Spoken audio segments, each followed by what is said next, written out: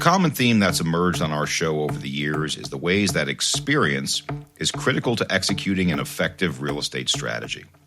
The future of commercial real estate, it seems, is about providing a great quality of life. On this episode, an entrepreneurial executive who's leading the charge on making sure real estate better serves the needs of those who use it.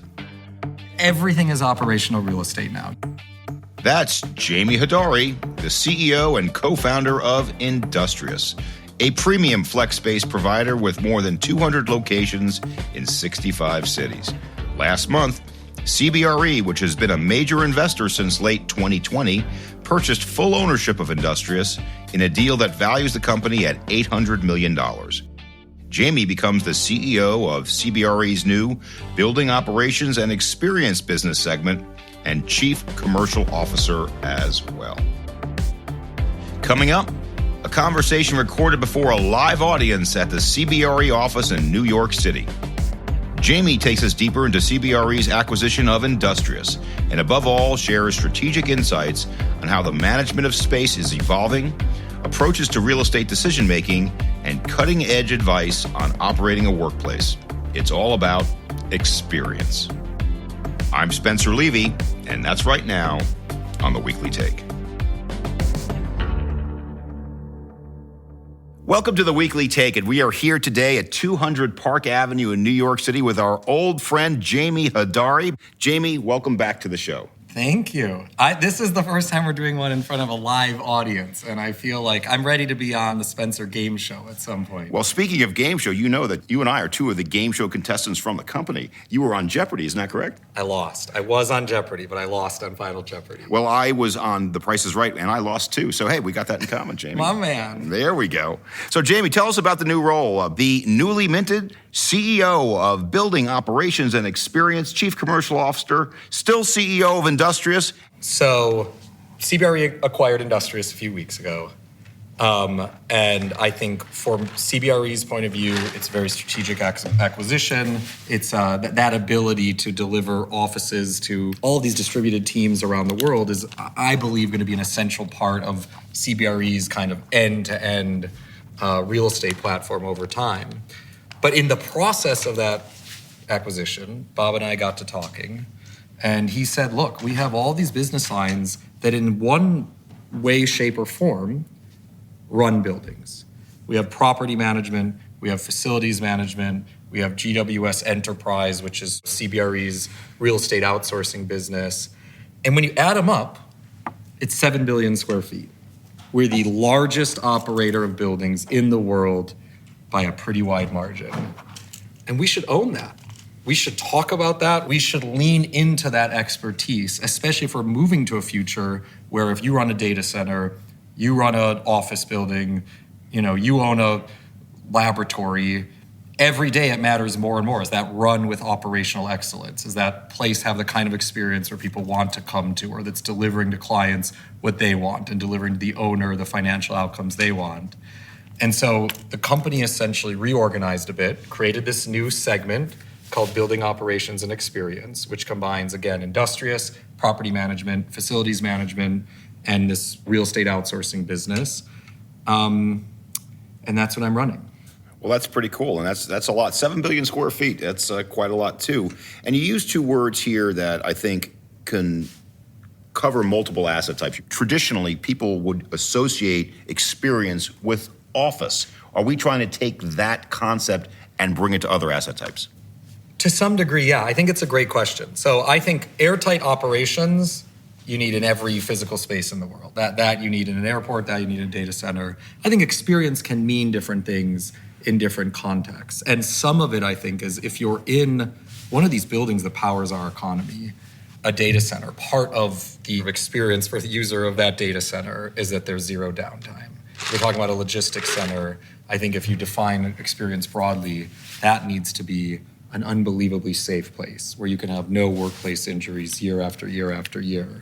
And so experience, I think, has to mean something more than cappuccino and ice cream socials when you're defining it that broadly. But I think it's very powerful that CBRE is defining it that broadly and saying these buildings power our economy, they power our lives, and they need to be run thoughtfully and with an eye to whatever the outcome of that building is. And you're going to get a better outcome if you let CBRE do it for you than if you do it yourself. That's probably the most important. So, Jamie, you were a founder of Industrious, and you've been with that. How long ago was that? 12 years. 12 years ago. So you've been in this space for at least 12 years. How would you define your experience at Industrious bringing to your new role? I do think running Industrious has been very helpful training for what we are trying to accomplish at CBRE. Because one of the amazing but also very scary things about the flex workplace business is people can vote with their feet. It's not an architecture firm where you go, you give the design, you get paid your fee, you move on to the next project. You create a space and you have to deliver it day in and day out. And if people are not happy with the service they're getting, they're going to move to a competitor and you could be deep in the red.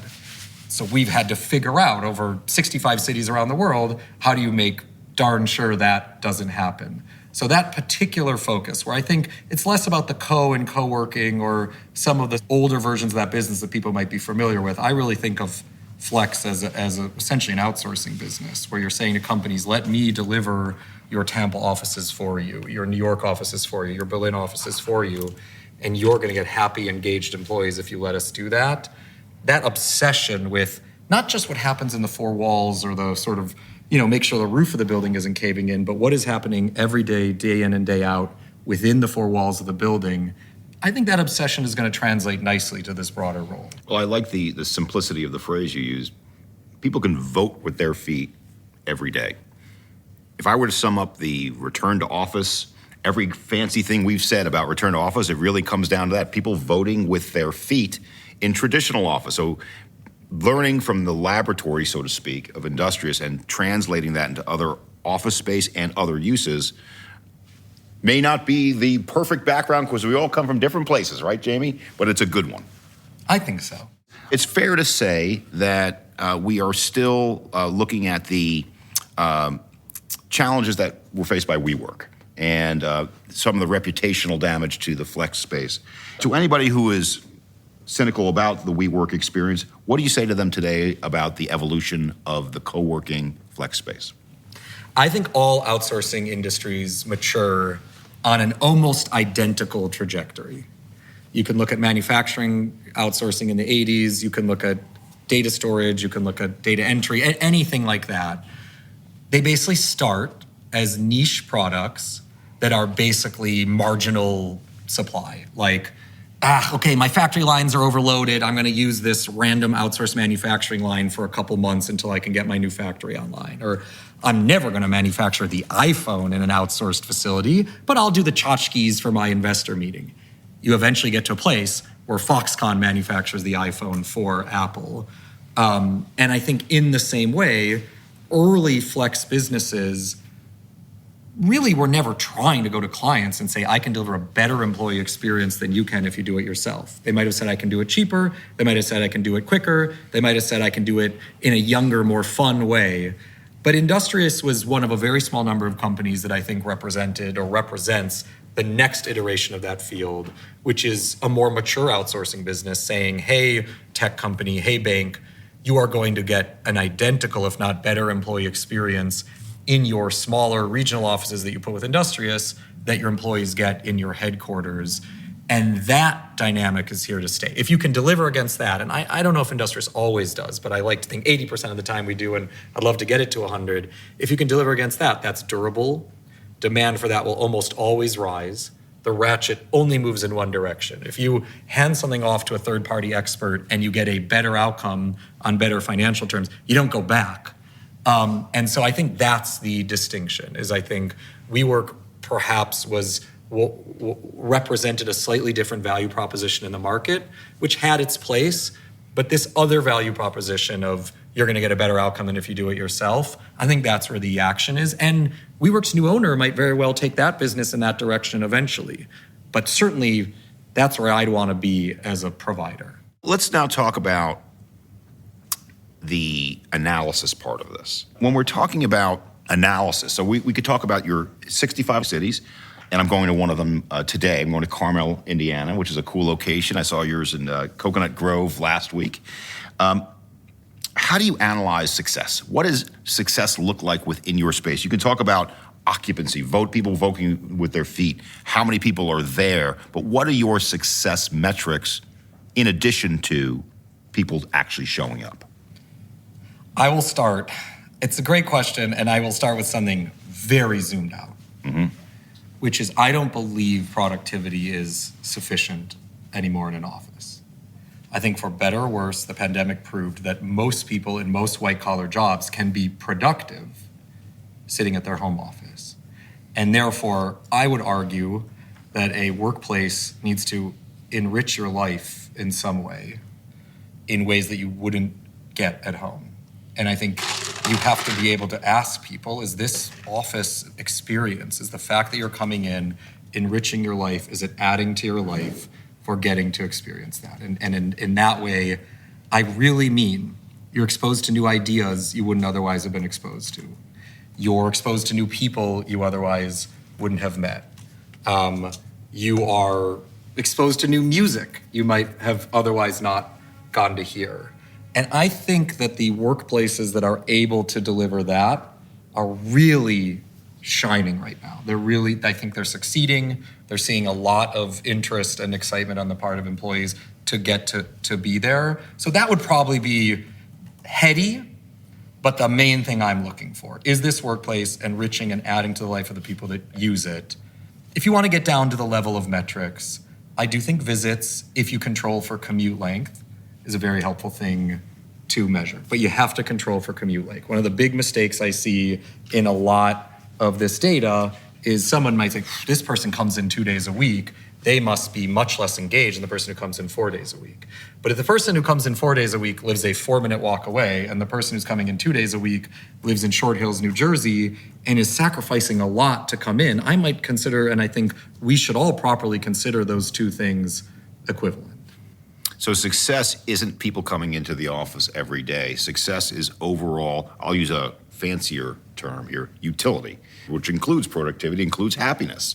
Is that a better word to use? I think so. And I think visits are kind of helpful because they're a revealed preference that is a pass-through into the utility the person is finding for using that workplace. If they're not finding utility in it, they're not getting in their car, not getting on that subway train.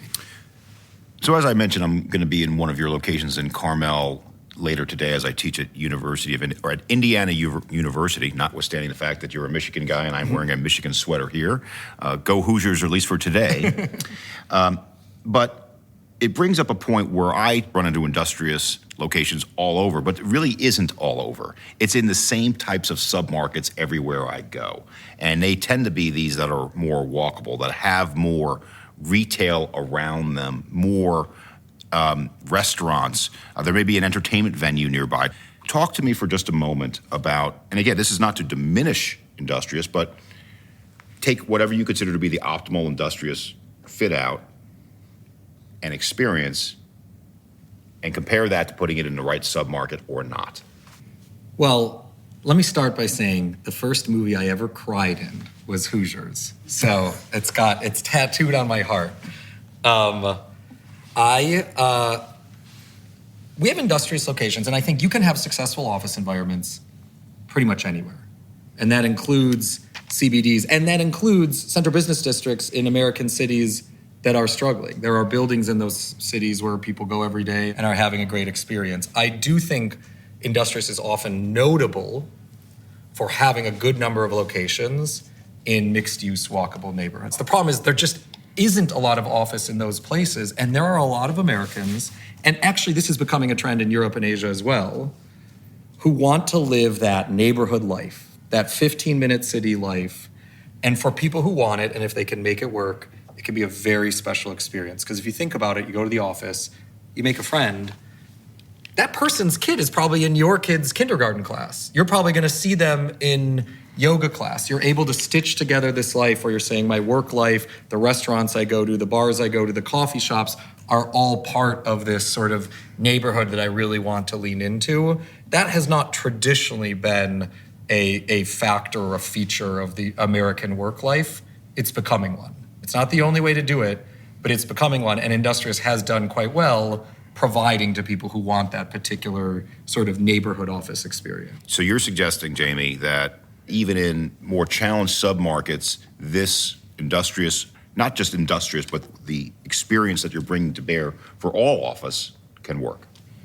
I plan to spend the rest of my career in some way, shape, or form betting on American downtowns. Mm-hmm. And not to the exclusion of suburbs, not to the exclusion of neighborhoods, but also not, those other places to the exception or exclusion of downtowns. I grew up outside of Detroit in an era where I remember graduating from high school, and I had friends who were 18 years old, and they had never stepped foot in downtown Detroit, even though we grew up on 18 Mile. And as any of you went to the movies in the early 2000s know, the border of Detroit was 8 Mile, only 10 miles away. All the sports teams moved back downtown. A lot of the restaurants moved back downtown. I think that would be much rarer today to find someone who grew up 10 miles outside of Detroit and hadn't entered the city limit. And what a richer, better life and better way to stitch together a metro area as a result of it. So I think you got to keep pushing on that, because I think that makes for a better life and a better metro area for the residents of the downtown and for the residents of the suburbs. Well, you'll be happy to know, Jamie, I did an event in Detroit 2 weeks ago at the GM building at the Renaissance Center.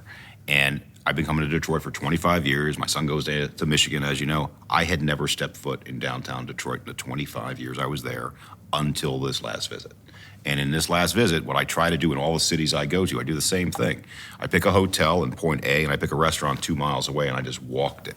And it was an eye-opener in a very positive way what Detroit has done downtown. And what they've done is they've concentrated their sports teams. They've concentrated the new development. Now, GM is moving from the Renaissance Center to a new development a couple of miles away. But I think it's that concentration that I've seen to be the success story. I would point to Cleveland, similar success story, where they have concentrated the sports teams, the Ritz-Carltons there, the restaurants are in a defined area. But when you go outside that defined area, things get a little bit more challenged. So I think, even though I'm with you on CBDs, I'm with you on downtowns, I think you need to see some of the transformation like Detroit has done to concentrate to make it a viable place or a more viable place to live, work, and play. What do you think? I agree with that.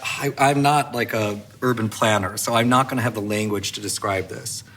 The parts of American cities that I find the most challenging are not the historic downtown. There are places, so in Detroit, for example, when the downtown got gutted, there was a secondary cluster called Southfield. Mm-hmm. Now, if you can reconcentrate in the historical downtown, I think those places I have trouble with.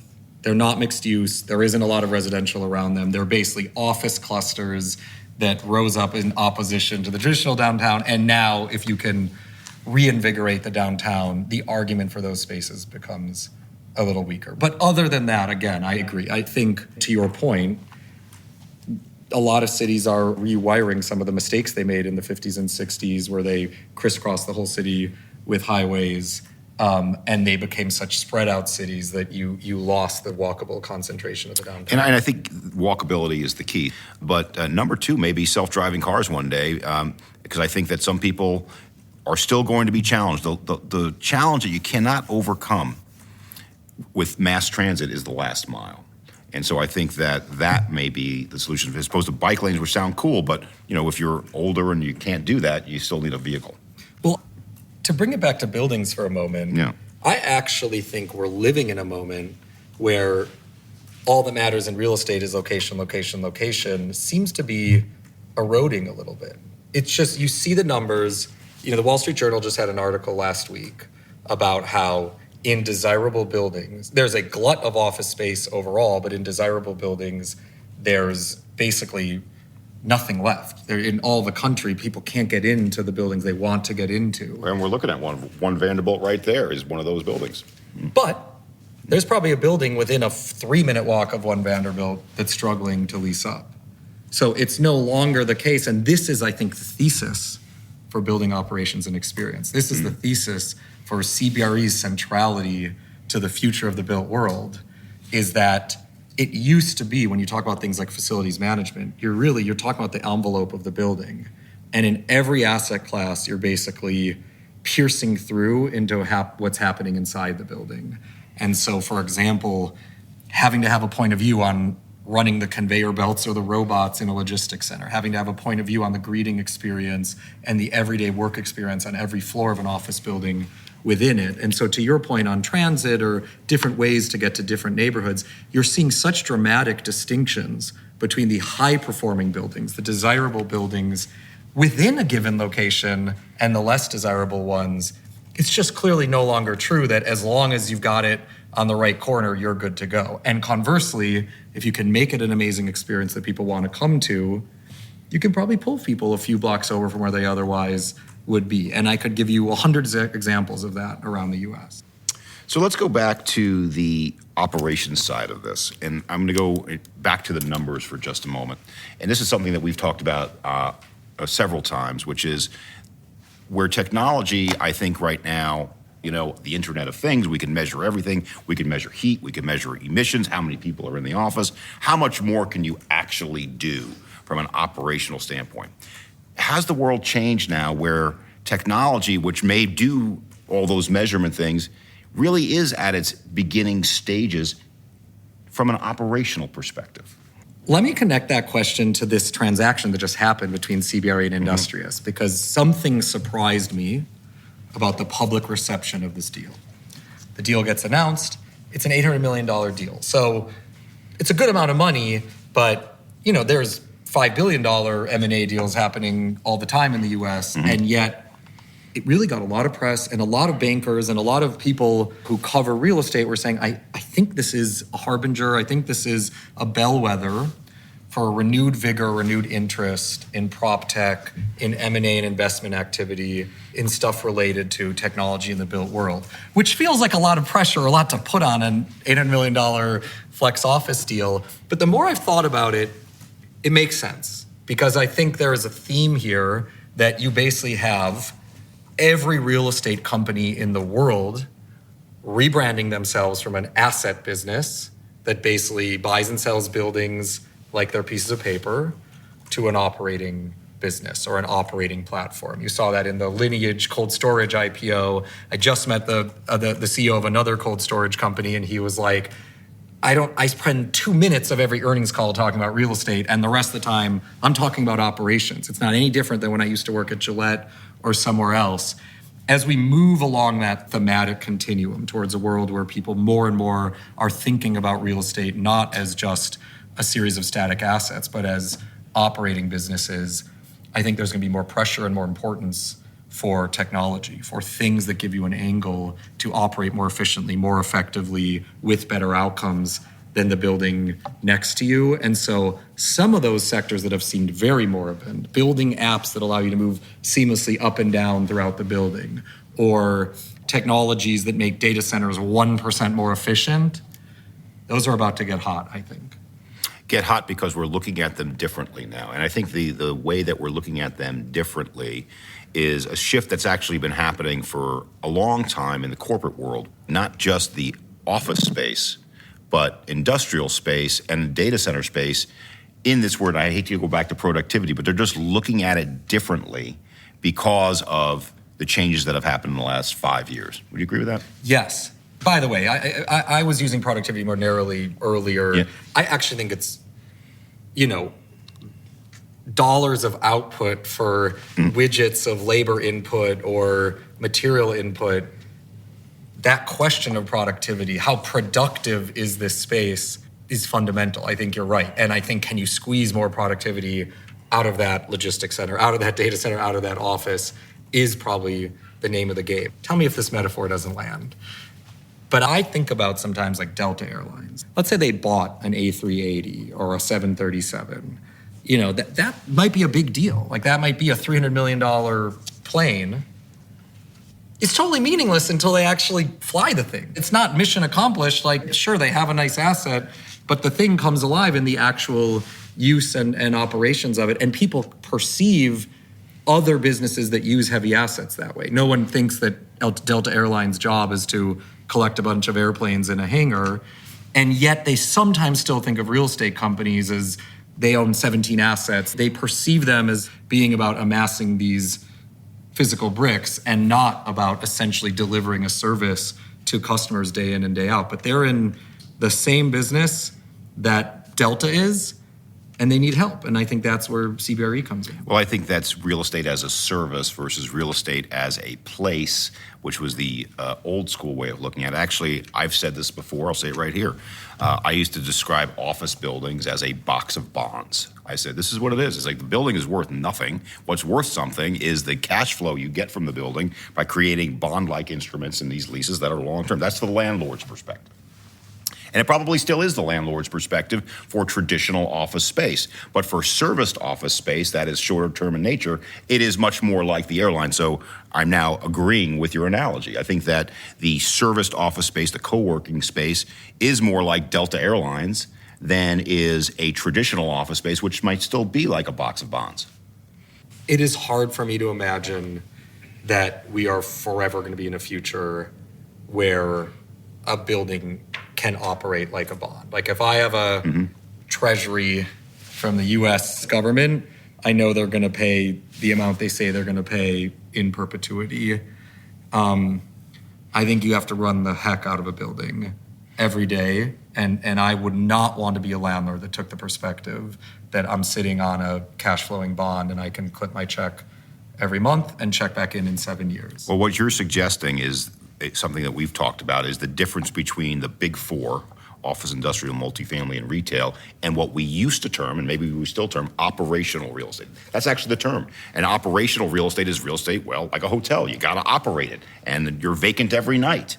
And I think what you're suggesting is the merger of traditional and operational real estate. If you don't become a killer operator, you're going to become obsolete. I'm stealing that line for the rest of my career. Everything is operational real estate now. You can have a building full of 10-year leases, and if you're delivering a really subpar outcome to the tenants of that building, and their people aren't coming in, they're going to break those 10-year leases. And if you've got a data center that has power issues and goes offline for even 6 minutes at a time, your user of that data center is going to break their deal with you and move on. So everything is operational real estate now. Everything is operational real estate. I'm stealing that line from you, Jamie. But I'm going to tell you one person who's not going to steal that line from you. The financing community, the banks. The banks still like real estate as boxes of bonds. If I want to get a loan on the MetLife building where we're sitting right now, and I walk into some of our great lender friends, they're going to say, let me take a look at the NOI, let me see how stable it is, let me see how long-term it is, and then they're going to put a multiple on that. And if that is the financing markets, the financing markets need to move to look at $1 of cash flow for a 1-year lease the same as $1 of cash flow from a 10-year lease. Well, here's how I would view it, and I'm trying to process this in real time because I think it is a good push. My family's from Argentina originally. On paper, a government bond from the US and a government bond from Argentina might be equivalent. In fact, you might say, hey, this Argentina bond pays 11% and the US bond pays 3%. The Argentina bond is superior. But then you have to layer on top of that a probabilistic assessment of the likelihood that you're going to collect the coupon from that bond year after year, or the likelihood that it's going to go bust. And I would argue if you're a financer of a building, you're just doing the same thing. You might say, this building is a series of bonds, it's a series of 10-year leases. Do I think One Vanderbilt is going to collect against those payments over the coming 10 years? Oh yeah. So I'm willing to value that cash flow stream differently potentially than the equivalent of the Argentina bond, which would be a building that maybe on paper has lots of term left on lots of its floors, but you're looking at how it's operating, you're looking at the way that its tenants are behaving, and maybe you're getting a little nervous that people are not actually going to see that obligation all the way through. That's the way I would probably view it, is they are bonds, but you have to grade bonds just like you have to grade bonds in any other part of finance. So the short-term nature of it, let's assume that 100% of the building was short-term nature. but it had the best location, the best fit out, you're 100% occupied every day, that might actually have more value from a long-term probabilistic perspective than a 10-year lease in the building next door if it doesn't have the same credit. That would be my view. Mm-hmm. Well, let's hope the banks have that view too, because that really has always been the sticky question so the concept I've often used in retail is credit versus cool. I try to simplify these things. And credit is, do I put McDonald's on my corner or Starbucks, or I put Joe's Coffee Shop local because the locals like it more? And the answer typically is, well, we'll put a mix because we got the hip cool and we've got the credit availability. These are some of the real world challenges I think we have to pushing in the direction that you were suggesting, where people will say, gee, this Jamie's got the best ideas, but can I bring it to the bank? I used to be a corporate lawyer, so here's maybe something that I feel like I learned in that era. It's very hard to make people do things they don't want to do, even if you've got them over a barrel contractually where they have to do it. Over time, people find ways to chart their own course and do the things they actually want to do. I have a lot of trouble going to the gym. So in my personal life, I know this. Like I might know that I should be doing something, but it's hard to make yourself do things you don't want to do. So I think this premise in real estate of, people don't want to be in the shopping center anymore, but unfortunately they're locked into it. I think that kind of stuff works its way out over time, and therefore you're always better in business, I think, trying to construct a business that you believe makes your clients, make your customers want to use it, which again is going to be the core of what BOE is trying to do. We want to make these buildings places customers want to use. We want to deliver great financial outcomes for landlords rather than saying, it's not really delivering what the customers want, but luckily I got them locked into something they don't want to be locked into. That's not a long-term strategy. And by the way, I like the pairing of operations and experience, because you would typically see them at least I would, at different ends of the spectrum. Operations is more cost and efficiency and safety focused if you're in industrial, and experience is a different concept related to the tenant's experience, dare I say it, tenant's productivity, but you're gonna try to bring the two together. There was a amusement park outside of Detroit growing up called Bobolo Island. It might have actually been over the border in Canada. I feel like there's gonna be 3 listeners that are familiar with this. This was like in the 80s, but it was very kindly run. It was run by a family, I think.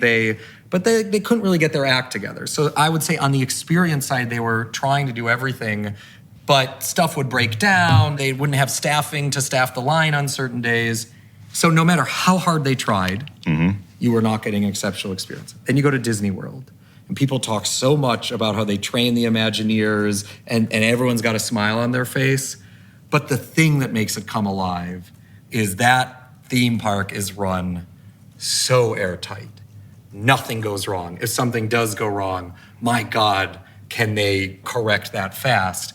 And then you experience it as this magical experience with extraordinary customer service and stuff like that. But it's got to be built on the back of exceptional operations, or you don't even earn the right to talk about experience. And I think we can all point to those consumer-oriented businesses that have exceptional operations, and you go into it because you can tell the difference without noticing. And that's probably the best form of operations, telling the difference without noticing the operations. Yes. So there's another title, and I know we have 3 or 4 job titles here, Chief Commercial Officer, along with your CEO of Building Operations and Experience. Is that an additional role, or is that something that's part and parcel of the BOE? One day, I think we got to figure out the tighter way to describe it. It's technically an additional title because the marketing team and communications team at CBRE are reporting to me. And so there's this CBRE level role that includes that in addition to running this particular building operations and experience segment. And I'm a brand person, and I actually love B2B brands. Like I actually think you can do so much with brands that primarily face other businesses. So I'm very excited about that part. And I think CBRE has an extraordinary brand. So I would say first, do no harm. But I would love to keep elevating it and love to get even more awareness, which means people should not just know what it is, but when they hear the name, the feelings associated with it, the thoughts associated with what is this company, why does it exist in the world, when do you go to CBRE should be even clearer than it already is. So, Jamie, we only have a couple more questions, and this is not a prop tech episode, but we didn't get that deep into AI and other technologies and how they are today, how they are evolving, how they help us make decisions. Where are we with AI today in prop tech and real estate? How do we use it? How do we see it moving forward? Wow. So let me start with the today. I think AI is very helpful in the physical world because basically physical spaces produce absolutely mind-boggling amounts of data that can be very hard to parse through. So for example, to use Industrious, you might say we've delivered 50 million days at work. We have 3 billion pieces of data as far as this person spent this long 2 feet from a window versus this long 30 feet from a window. The music was at this volume in a semi-social common area. The music was at this volume in a hallway. Did people churn? Did they get up off the couch and say, I can only do this type of work on this couch, not this type of work?